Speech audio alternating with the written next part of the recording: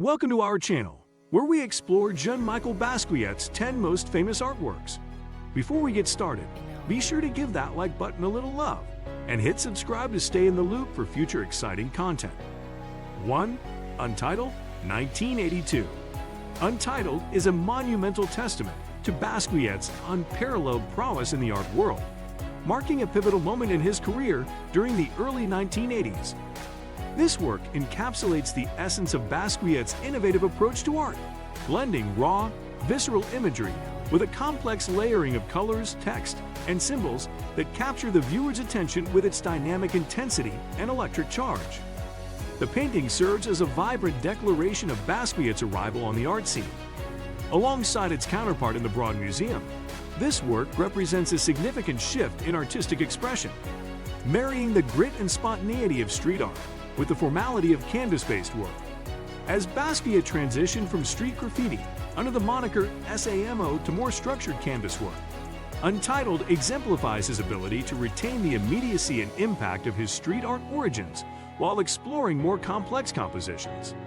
Perhaps his most famous piece, this painting sold for over $110 million at auction in 2017, setting a record for the highest price ever paid at auction for an artwork by an American artist until Shot Sage Blue Maryland's by Andy Warhol sold for $195 million in May 2022.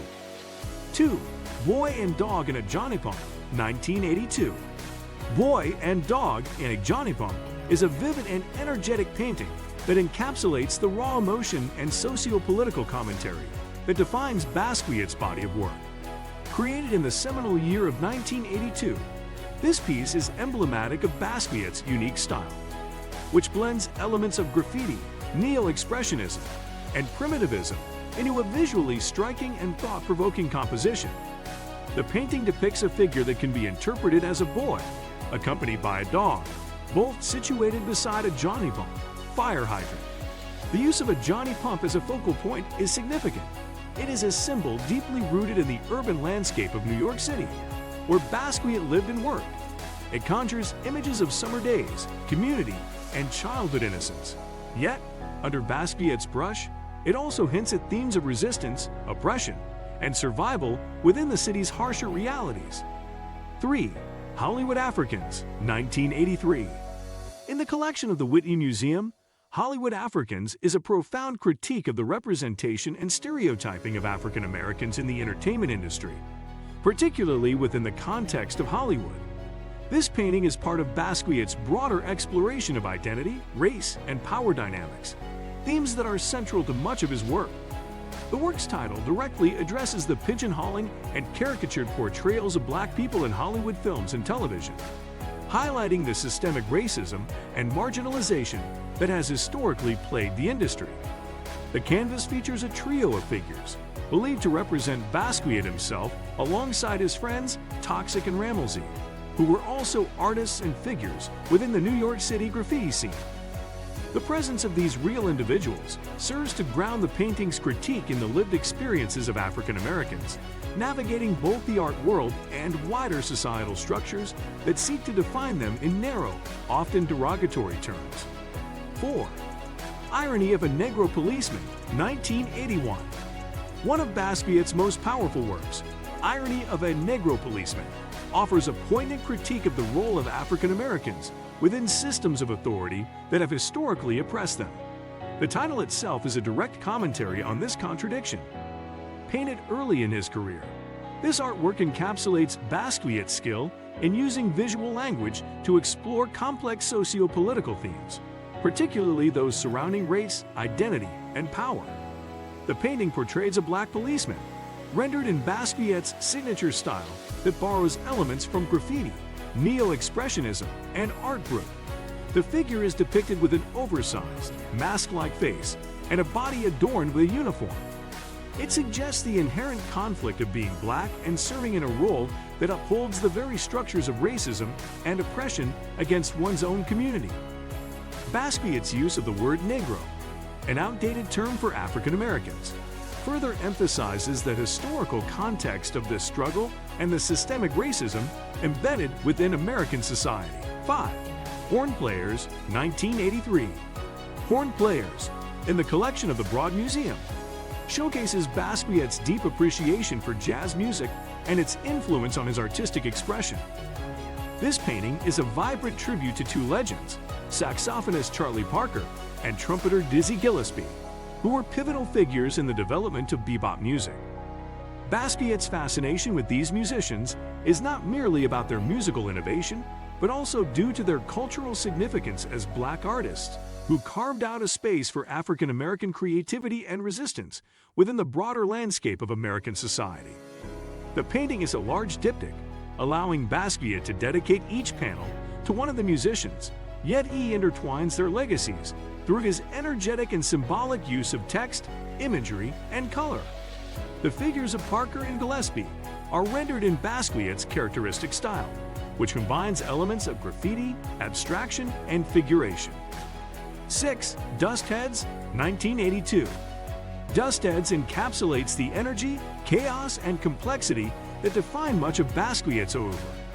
This large canvas is a vivid tableau that features two figures, or dust heads, immersed in a dynamic and somewhat disorienting landscape that seems to oscillate between abstraction and figuration.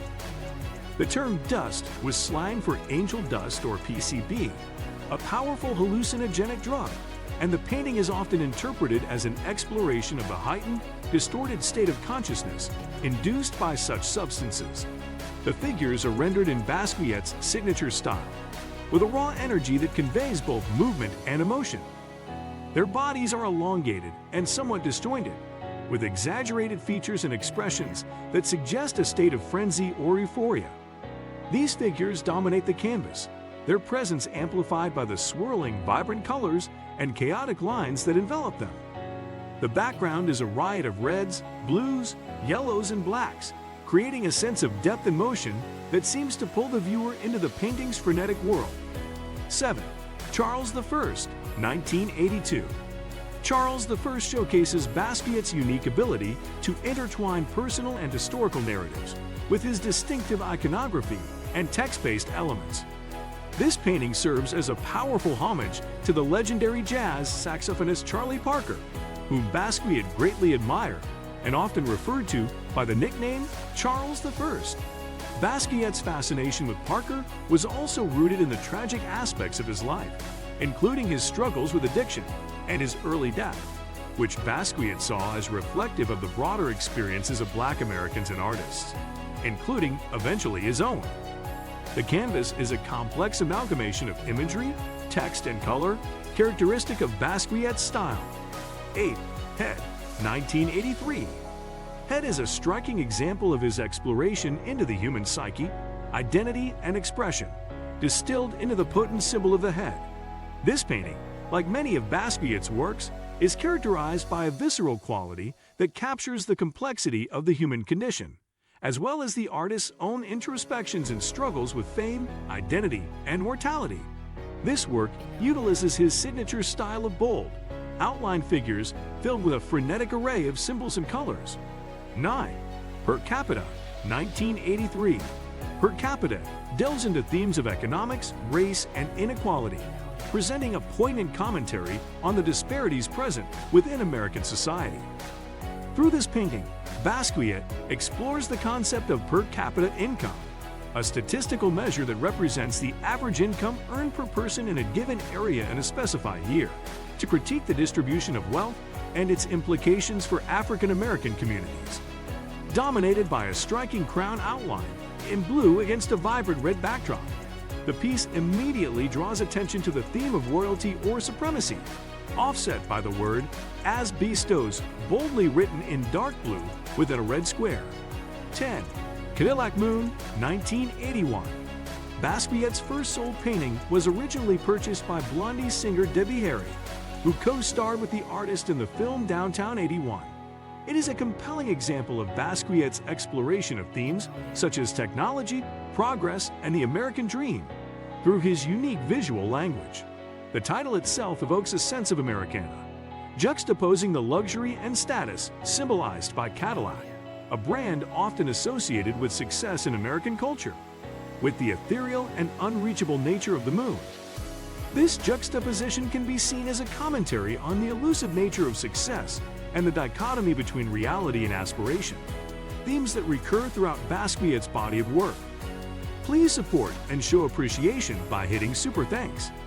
If you enjoyed this video, don't forget to like, comment, and subscribe for more content. We appreciate you being part of our community.